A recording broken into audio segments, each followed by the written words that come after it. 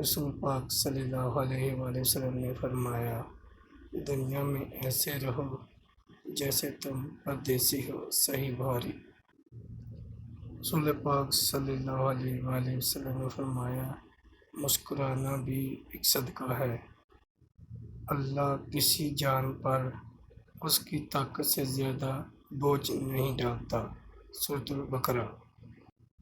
ذکر کے فائدے: نمبر 1، دل کا سکون۔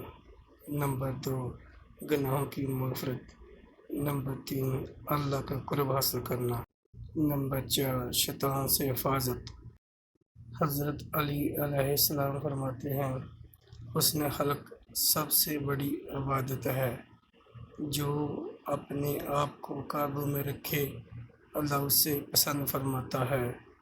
بسم اللہ الرحمن الرحیم۔ حدیث مبارکہ: حضرت علی علیہ السلام نے فرمایا، اگر صبر کرنے والا یہ جان لے کہ اللہ نے اس کے لیے کیا رکھا ہے تو وہ مصیبت پر کبھی غم نہ کرے۔ حضرت علی علیہ السلام: صبر سب سے بڑی طاقت ہے۔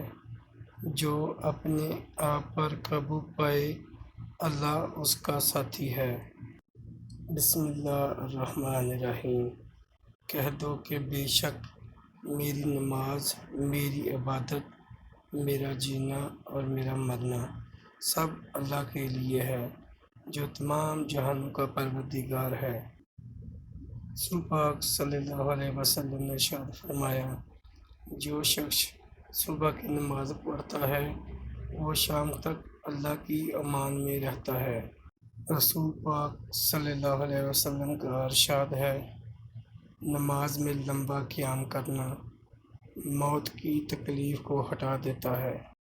رسول اللہ صلی اللہ علیہ وآلہ وسلم نے ارشاد فرمایا، قرآن پڑھا کرو کیونکہ قیامت کے دن یہ اپنے پڑھنے والوں کے حق میں سفارش بن کر آئے گا۔